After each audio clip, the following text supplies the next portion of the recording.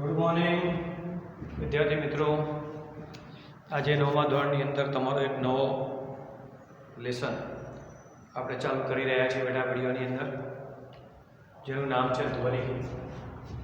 ધ્વનિ એટલે અવાજ, બરાબર ને? ધ્વનિ શું છે? પહેલો પોઈન્ટ એટલે અવાજ એટલે શું? ધ્વનિ એટલે શું? ઓકે, કે ઉત્પન્ન કઈ રીતે થાય છે? આપણે આપણી આસપાસ ઘણી બધી જાતના અવાજો સાંભળતા હોઈએ છીએ. અત્યારે તમે બેઠા હોય, ગમે ત્યાં ઊભા હોય તો પક્ષીઓનો અવાજ, સુસવાટા મારતા પવનનો અવાજ, સવારના પરમાં કે મંદિરની ઝાલર વાગતી હોય, કે શંખ ફૂંકાતો હોય, કોઈ ભજન ગાતું હોય, કોઈ વાજિંત્ર વગાડતું હોય, પાર્ટીમાં જતો મ્યુઝિકનો અવાજ, ફટાકડા પડો તો બોમ્બનો અવાજ, ઘરમાં થાળી પછડાય, પાટકી પછડાય તો એનો અવાજ, કોઈ આપણને બૂમ પાડે તો એનો અવાજ, તાલી પાડો તો એનો અવાજ. તો આવા ઘણી બધી જાતના વિવિધ પ્રકારના અવાજો આપણે આપણા રોજબરોજના જીવનમાં સાંભળતા હોઈએ છીએ, જેને આપણે ધ્વનિ કહીએ. ઓકે, તો આપણે પ્રશ્ન થાય કે આ અવાજ શું છે, એ કઈ રીતે ઉત્પન્ન થતો હશે, એ ઉત્પન્ન થવાનું કારણ શું?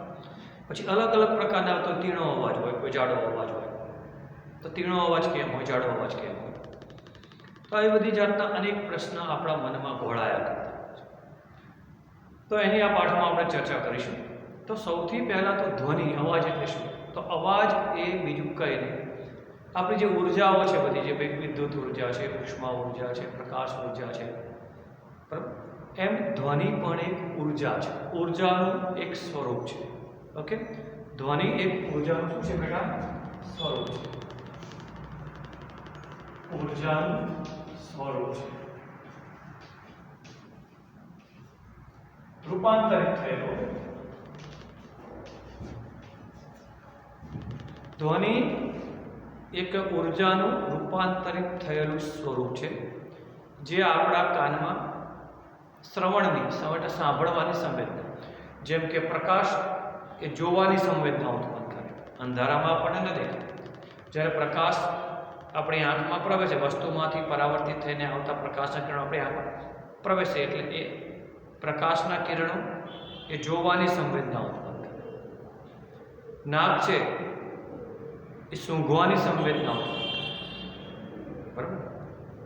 એમ ધ્વનિ છે, ધ્વનિ ઉર્જા એ આપણા કાનમાં શ્રવણની સંવેદના, સાંભળવાની એક શક્તિ, સંવેદના ઉત્પન્ન કરે. ઉર્જાનું રૂપાંતરિત સ્વરૂપ છે, જે આપણા કાનમાં શ્રવણની શું ઉત્પન્ન કરે છે? સંવેદના.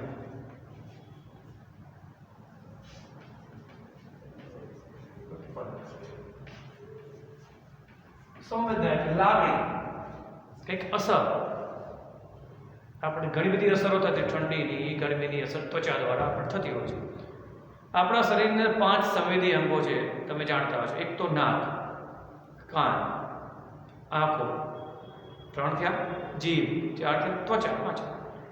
ત્વચાથી સ્વાદની સંવેદના, જીભથી સ્વાદની સંવેદના, આંખથી જોવાની સંવેદના, નાકથી સૂંઘવાની સંવેદના, ત્વચાથી ગરમી, ઠંડી, આપણે દબાણ, સ્પર્શ વગેરે સંવેદના.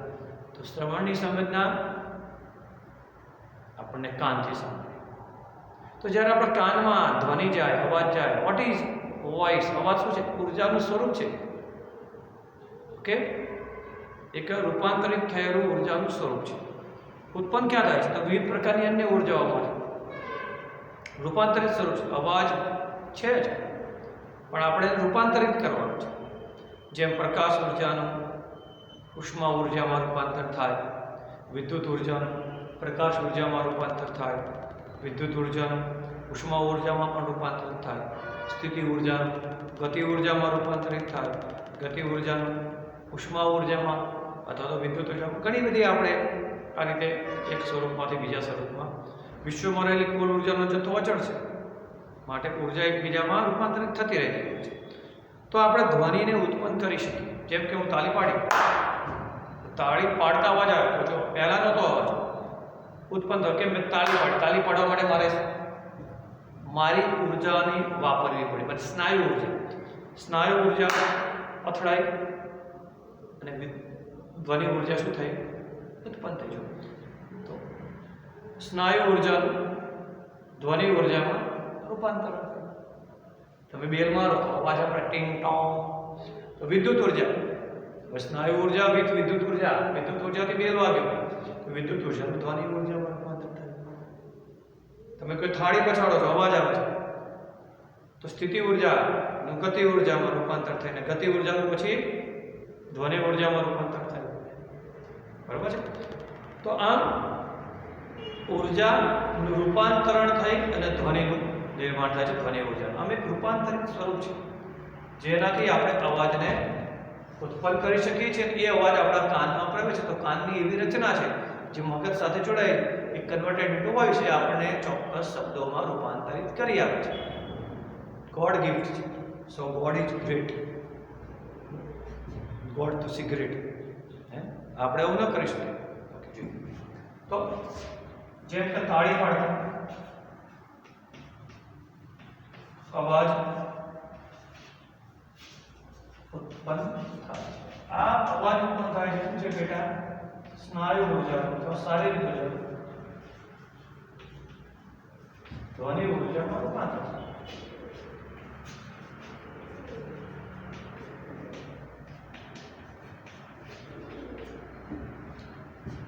હવે ચલો એક ઉર્જા થાળી પછાડીએ કે બેલ મારીએ કે તાળી પાડીએ કે ઢોલક વગાડીએ કે હાર્મોનિયમ વગાડીએ, જે વગાડવું એક મંજીરા વગાડીએ.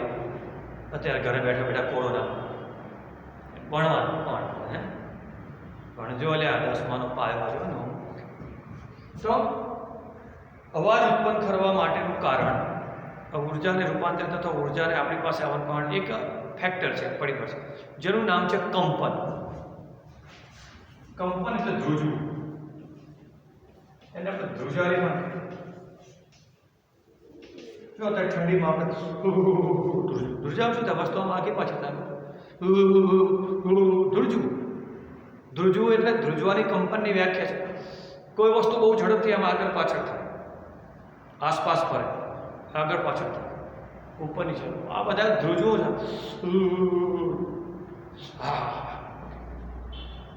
ચીપીઓ કંપન કે ચીપીઓ હોય ઘરે મમ્મી પાપડ શેકતી હોય, રોટલી બનાવતી હોય મમ્મી, તો જો ચીપિયાને પાછળ પછી આમ ચીપિયાના પેલા પાંખે, દેટ ઇઝ કંપન. અવાજ પણ આપશે, જોરથી પૂછો. તમે રબડ હોય રબડ બેન્ડને ફોરો કે ખેંચો તો રબડ ફૂટપટ્ટી હોય, ફૂટપટ્ટીમાં તમે ટેબલ ઉપર હાથ કેમ પછાડશો? અવાજ આવશે. આ ધ્રુજવું કંપન છે. જ્યાં જ્યાં કંપન હશે ત્યાં ત્યાં અવાજ આવશે. તો અવાજ ઉત્પન્ન થવાનું કારણ છે કંપન. અવાજ ધ્વનિ ઉત્પન્ન થવાનું કારણ છે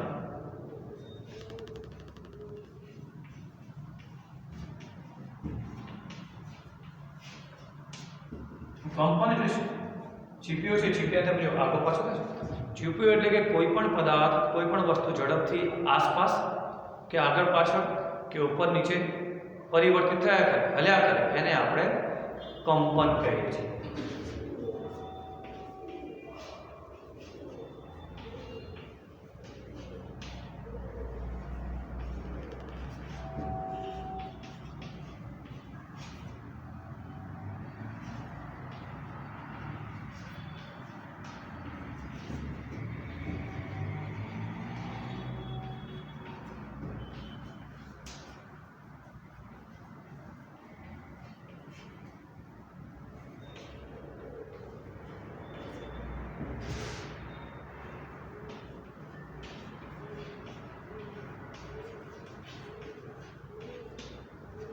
કહેવાય એને કંપનના કારણે તરંગો ઉત્પન્ન થાય.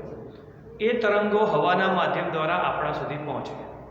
એ ઉર્જા કંપનથી જે ઉર્જા થાય, કંપન થવાથી પાસના એની બાજુમાં રહેલા જે કણો છે એને એ શક્તિ ઉર્જા પહોંચે.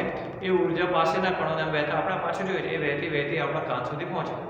મીન્સ ધ મીડિયેટર દ્વારા, માધ્યમ દ્વારા. કોઈ પણ માધ્યમ જોઈએ અવાજને સાંભળવા માટે, ધ્વનિને ઉત્પન્ન થવા માટે, ધ્વનિને આગળ જવા માટે માધ્યમ જરૂર છે. માધ્યમ સિવાય પછી ભલે ઘન માધ્યમ હોય, પ્રવાહી હોય, વાયુ હોય, જેવું માધ્યમ અવાજ ભલે વધારે ઓછો, હવાનું માધ્યમ તો અવાજ વધારે આવે, પાણીમાં જેમ તમે બૂમ પાડો તો અવાજ ઓછો આવે, અને ઘન પદાર્થમાં અવાજ સાવ ઓછો থাকে. હવાના કણો વધારે દોલન, દોલન એટલે કંપન, દોલન અને કંપન એક સ્વરૂપ સમજીએ, એ પાછળ સમજાવું છું. તો કોઈ પણ પદાર્થ ખૂબ જ ઝડપથી ઉપર નીચે કે આસપાસ કે આગળ પાછળ ફર્યા કરે તેને આપણે કંપન કહીએ છીએ. જો ઘણા બધા આપણે ઉદાહરણ લઈ શકીએ. તમે ઢોલક પકડો તો થપાટ મારો તો તમે પેલી બે બાજુ ચામડાની જે સપાટી હોય આમાં ધ્રુજ છે, કંપન થાય, ધ્રુજી જો કંપન થયું એટલે અવાજ. ફૂટપટ્ટીને તમે આમ ઠપકારો છો ટેબલ તો ફૂટપટ્ટી ઉપર નીચેમાં થાય, કંપન થાય. રબર બેન્ડને તમે ઉપર નીચે કરો, કંપન થાય. હાર્મોનિયમ પેલું બધે વગાડો તો એમાં હવાની ધ્રુજારી, હવાને કારણે હવાની ધ્રુજારી અવાજ. ગિટાર, તા વીણામાં પેલા તા ખેંચાય છે, બરાબર છે. તો આવા પાંચડી તમે હવા ફૂંકો છો, હવા ફૂંકીને અવાજ ઉત્પન્ન કરી શકો છો. ચામડું હોય છે ઢોલકમાં, તબલામાં, ગિટારમાં તાર હોય છે ને ભાઈ, તંબોરામાં તાર હોય છે, વીણામાં, પાંચડીમાં હવા ફૂંકવાથી હોય છે. આમ વિવિધ વાજિત્રની અંદર અલગ અલગ પ્રક્રિયા છે અવાજ ઉત્પન્ન કરવાની, જેથી એક એની સાથે સંકળાયેલી વસ્તુ કંપિત કરે, કંપિત થાય, ધ્રુજે, અને જેનાથી આપણને અવાજ સંભળાય અથવા તો અવાજનું નિર્માણ. ઓકે બેટા, તો વિવિધ વાજિત્રની અંદર અવાજ શેનાથી ઉત્પન્ન થાય છે એ પણ તમે ધ્યાન રાખજો. ઓકે બેટા, હવે આપણને એમ થાય કે ધ્વનિ કઈ રીતે તો શ્રોતાના કાન સુધી પહોંચે છે. તો ધ્વનિ ને આગળ વધવા માટે કોઈ માધ્યમની જરૂર પડે.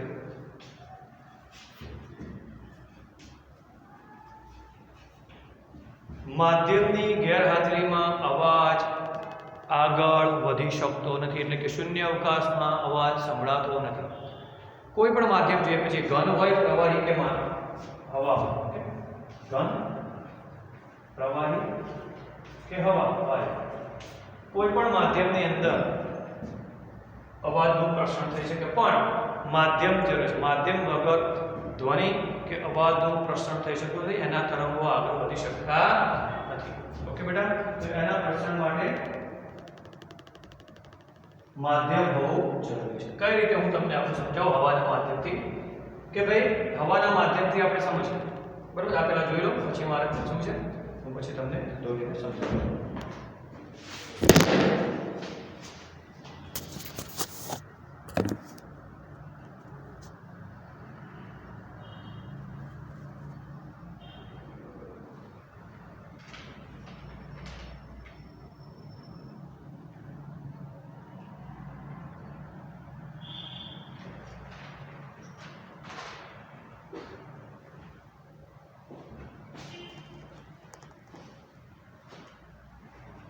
જોઈએ બેટા,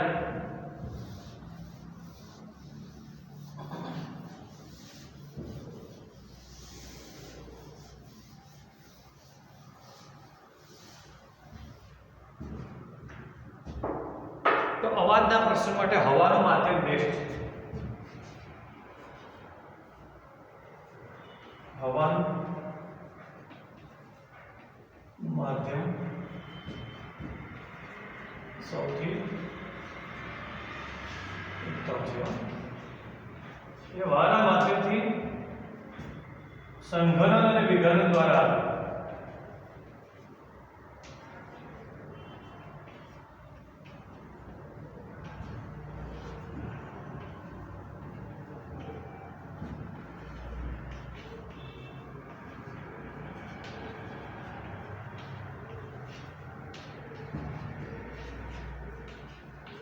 સંઘનન અને વિઘનન દ્વારા ધ્વનિ પ્રોસેસ આગળ સમજી લો. પહેલા તો મારે તમને સંઘનન અને વિઘનન બહુ સુવ્યવસ્થિત સમજાવવું પડશે. સંઘનન એટલે ભેગું થવું,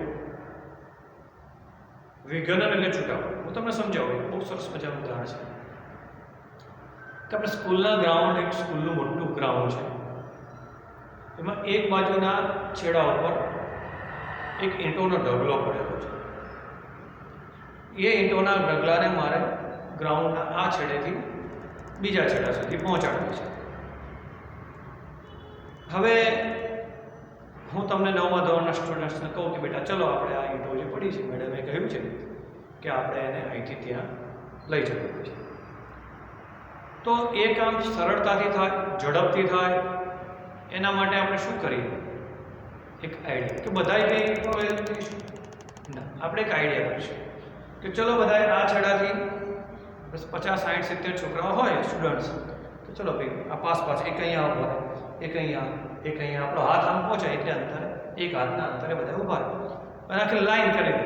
જો આપણને બહુ બોર્ડની પણ જરૂર ના પડે, જઈને આવવું ના પડે, સમય બી બચે, શું કરીશું? એક વિદ્યાર્થી ઈંટો લેશે, એક ઈંટ લેશે અથવા બે જેટલી પેલાને આપશે, પછી એ પેલાને પાસ કરશે. આમ જો પછી બીજી આમ લીધી, આપી, પાછી લીધી. ધારો કે પહેલો હું ઊભો છું, મેં લીધી, બાજુવાળા કોઈને આપી, પછી ત્યાંથી આપીને છૂટો પડી જાય, આમ જોઈને હા ભાઈ લે, હાથ પકડીને રાખે છું. પછી બીજી, પેલો મારા જે પ્રક્રિયાનું પુનરાવર્તન કરશે, એની બાજુવાળાને આપશે, પછી પાછું ત્રીજો એનું આમ પુનરાવર્તન આપી, અને દરેક જગ્યાએ આવી જ પરિસ્થિતિ થશે ને, આપી, બે હાથ ભેગા થયા, બે જણના હાથ ભેગા થયા, છૂટા, પાછા લેવા માટે બે જણના હાથ ભેગા થયા, બે જણના હાથ ભેગા થયા. સમજો, આ સમજાવવાનું બહુ બેસ્ટ ઉદાહરણ છે કે દરેક વ્યક્તિ, દરેક સ્ટુડન્ટ તો પોતે જતો નથી, એ જતો નથી છતાંય ઈંટો જાય છે. જાદુ છે ને. પોતે હું અહીંનો ઊભો છું, મારી બાજુમાં કોઈ સ્ટુડન્ટ ત્યાં નથી, બીજું દરેક વિદ્યાર્થી પોતપોતાના નિશ્ચિત સ્થાને ઊભા રહ્યા છે. આ બહુ બેસ્ટ ઉદાહરણ છે. બધી જ વસ્તુ આમાં આવી જાય, સમજો સાથે. દરેક સ્ટુડન્ટ પોતપોતાની જગ્યાએ ઊભા રહ્યા છે, છતાંય ઈંટો જઈ રહી છે. સમજો કે ઈંટો એ ઉર્જા છે, ધ્વનિનું સ્વરૂપ છે, ઉર્જા છે. એ ઉર્જા જઈ રહી છે. સ્ટુડન્ટ્સ એ હવામાં રહેલા હવાના કણ છે, હવાના કણો જતા નથી. ઉર્જા એ હવાના કણો દ્વારા પાસ થાય છે. તો ઉર્જા જેમ ઈંટો મને મળી, મેં બાજુનો, એમ ઉર્જા હું બોલું છું, અહીંયા મારી તમારી વચ્ચે હવાના કણ છે. આ ઈંટો, હું શબ્દ બોલું ઈંટો, એ મારી બાજુમાં રહેલા હવાના કણને મળી, એ ઉર્જા એને બાજુવાળાને આપી, એ હવાના કણ એને બાજુવાળા. તો જેમ કંપન થયું છે, કંપન ઉદાહરણ, હું આમ થયો, આ કંપન લીધું, તો હવાના કણો પણ કંપન થશે, ઉર્જા મળી, બાજુવાળા આપી, પાછા આવી. હવાના કણો પોતાના નિશ્ચિત સ્થાન ઉપર કંપન કરે છે. ધ્વનિ હવા દ્વારા કઈ રીતે આગળ, સંગઠન વિઘટન નામ છે, પેલા સમજી લો, હવાના કણો દ્વારા કઈ રીતે આગળ વધે છે, તો જ તમને સંગઠન વિઘટન સમજાશે.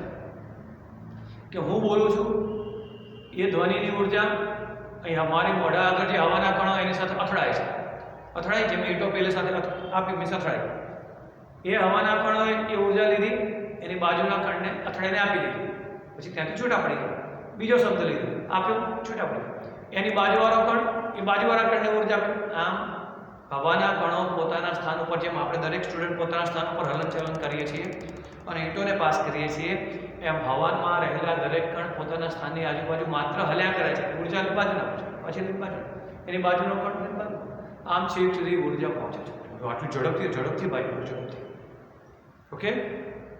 તો હવાના કણો દોલિત થાય, કંપિત થાય છે, અને હવાના કણો કંપિત થવાથી એ ઉર્જા પાસેના કણને મળે, તેની પાસે. આમ દરેક હવાના કણ દોલિત થવાથી, કંપિત થવાથી એ ઉર્જા આગળ ને આગળ હવાના કણોના માધ્યમ દ્વારા આગળ વધે છે. બરાબર છે? પડી ગઈ ખબર? ઓકે. તો હવાના એટલે માધ્યમ, કોઈ પણ માધ્યમમાં કણો હોય, પાણીમાં હોય તો પાણીના અણુ હોય, તો એના દ્વારા એ દોલિત થઈને આગળ. ટૂંકમાં હવાના પ્રસરણ માટે માધ્યમ એટલે કે શૂન્ય અવકાશમાં ધ્વનિનું પસંદ થતું હતું. શૂન્ય અવકાશમાં હવા હોતી નથી, કણ હોતા નથી. વિદ્યાર્થી દાવા તો શું ધક્કો મારી પહોંચો, એ જા ના જાય. કણો હોવા જોઈએ, સ્ટુડન્ટ્સ હોવા જોઈએ, મીન્સ હવામાં માધ્યમના કણ હોય, અને હવામાં માધ્યમના કણોના દોલનને કારણે ઉર્જા શું થાય છે? આગળ વધે છે. તો ઉર્જા માધ્યમ દ્વારા, હવા દ્વારા પ્રસરણ પામવાનું આગળ વધવાનું કારણ સમજી ગયા કે ધ્વનિ હવાના કણોના કંપન દ્વારા આગળ વધે છે. એ દરેક કણ કંપન કરતો કરતો એ ઉર્જા લઈ પાસેના ખંડને આપે છે અથડાય છે, જેમ અમે બે સ્ટુડન્ટ અથડાય, ઈંટો આપી દીધી, છૂટા. એમ હવાના કણો પણ કંપન પામતા એકબીજા સાથે અથડાયા, ઉર્જા આપી દીધી, છૂટા પડ્યા.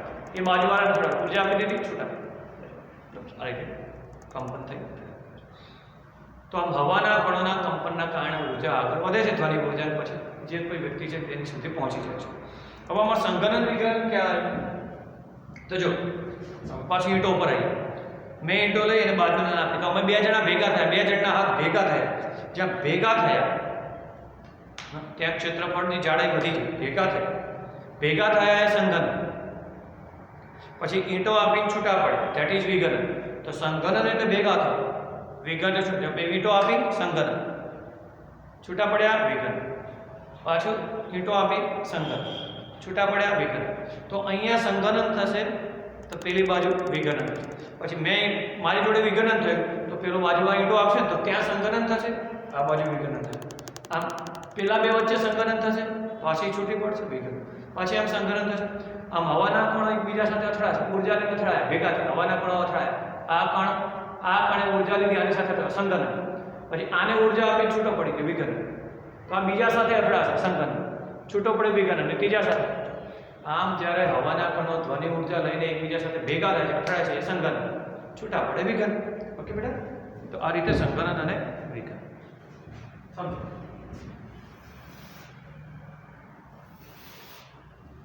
આ ધ્વનિ આમ જાય છે, એ બધા હવાના કણ છે. ધ્વનિ ઉર્જા અહીંયા પ્રવેશ પામે. ઓકે,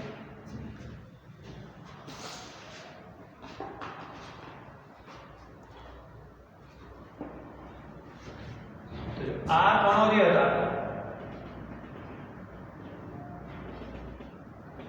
બરાબર છે,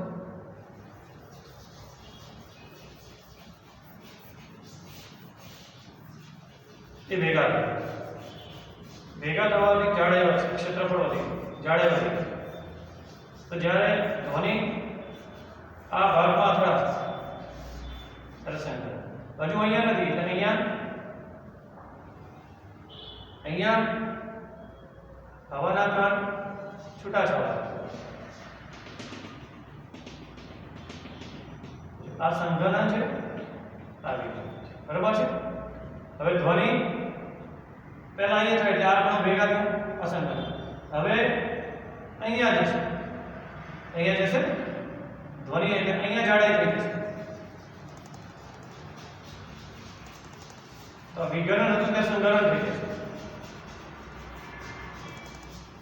બરાબર? બીજા બાજુ બરાબર છે. ચાલો, આ સંઘનન, આ વિઘનન છૂટું છે. હવે આને ધ્વનિ કોને આપ્યો? અહીંયા જાડાઈ વધી છે, અહીંયા કણો ભેગા થઈ છે.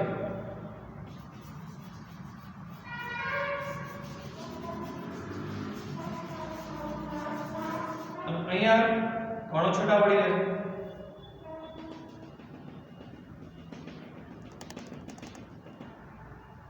અહીંયા કણો છૂટા, બરાબર છે. હવે આ અહીંયા આવશે ઉર્જા, બરાબર છે. અહીંયા જે હતા છૂટા કણો હતા,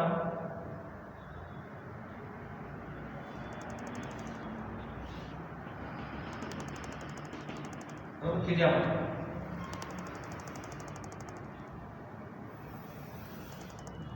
અહીંયા આગળની ક્રિયા ચાલુ રહેશે. પછી પાછું અહીંયા શું થશે? આગળ ચાલુ વિઘનન થશે. પાછું અહીંયા સંઘનન થઈ ગયું, અહીંયા પાછું વિઘનન થઈ ગયું છે. જો અહીં ધ્વનિ ઉર્જા એટલે આ કણો પાછા ભેગા થઈ ગયા.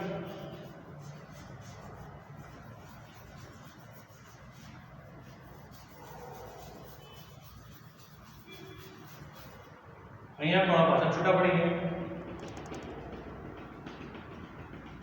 તો અહીંયા પાછું બીજી ઉર્જાને પ્રાપ્ત થશે. પાછી આગળ ઉર્જાનું જો પ્રસરણ ચાલુ હોય તો અહીંયા પાછું સંઘનન થશે.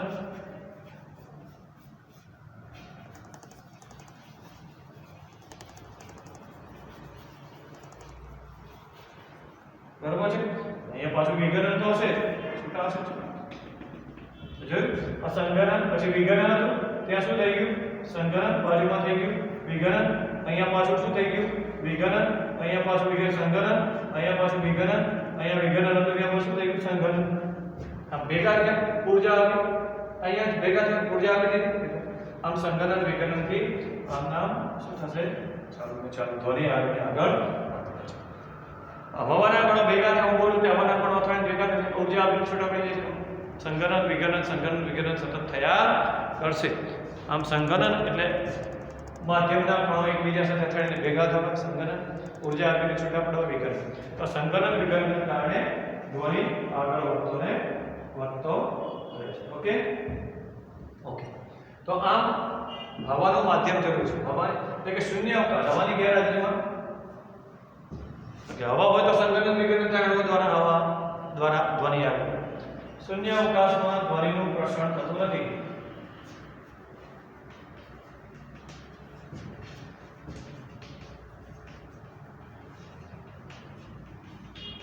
એનો પ્રયોગ છે 2000 માં અને આપ્યો છે કે ભાઈ કાચનો બેલ જ્યારે રહેવાનો ઘંટડી મૂકો, નીચે હવા શોષક. બહુ સહેલો પ્રયોગ છે. એક કાચનો બેલ લાવો, હવા ચૂસતો, અને બેલ ચાલની અંદર એક ઇલેક્ટ્રિક બેલ રાખો અને નીચે હવા શોષક પંપ રાખો. હવે તમે બેલ મારો તો બેલ સંભળાય કે અંદર હવા છે.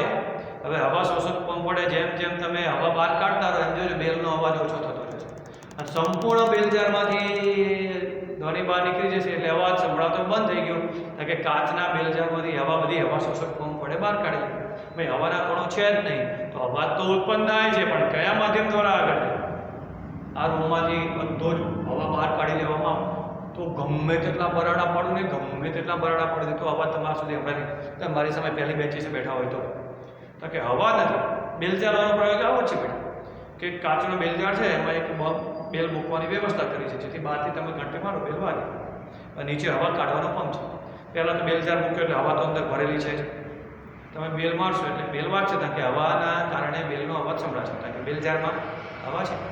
તો ધીમે ધીમે તેમ હવા શોષક પંપ વડે પેલા કાચના બેલજારમાંથી હવા બહાર કાઢતા અવાજ ઓછો થતો છે. સંપૂર્ણ હવા બહાર આવી જશે એટલે બેલજારમાં અવાજ સંભળાશે નહીં, કારણ કે હવા બહાર આવી. હવાનું માધ્યમ છે જ નહીં. આમ શૂન્ય અવકાશમાં ધ્વનિનું પ્રસરણ થતું નથી. એ બેલજાર આ પ્રયોગથી સમજાવે છે. ઓકે. ત્રીજું, ધ્વનિના તરંગો સંગત છે. સંગત એટલે શું એ પણ તમને સમજાવું. પહેલા જોયેલું ચાલો છે. તો સંગત એટલે શું? સંગત એ સાથે છે. જે બાજુ કણોનું કંપન થાય છે એ જ બાજુ તરંગ જાય છે. આ કણોનું કંપન ઈંટો ઉપરથી સમજો, ઈંટોનો બોર બેસ્ટ ઉદાહરણ છે. ઈંટો કઈ બાજુ જાય છે? જે બાજુ સંઘનન વિઘનન થાય એ બાજુ. આપણે દોલન પણ આપણે કંપન પણ આમ જ કરી રહ્યા છે અને જાય છે પણ એ બાજુ.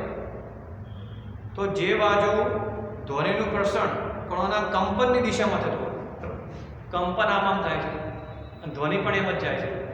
કંપન આમ થાય છે, આ બાજુ કંપન હવાના કણોનું અથડાવું આમ એટલે ધ્વનિ પણ કે કંપન આમ થાય છે, ધ્વનિ આમ જાય છે એવું નથી. ઓકે. જો હવાના કણોનું કંપન આમ થાય છે અને ધ્વનિ પણ એ દિશામાં જાય છે. આવું નથી કે કંપન આમ થાય છે ધ્વનિ આમ ઉપર જાય છે, એવું નથી.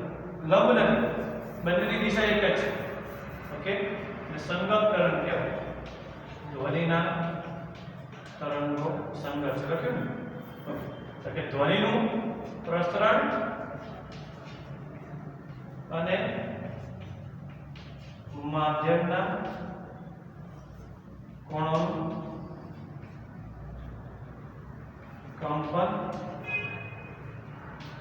એક જ દિશામાં એટલે કે સાથે જ થાય છે. સંગત એટલે સાથે હોય છે, માટે તેને સંગત તરંગ કહે છે. તો સંગત ધ્વનિ કહે છે એટલે કે ધ્વનિના તરંગો સંગત છે.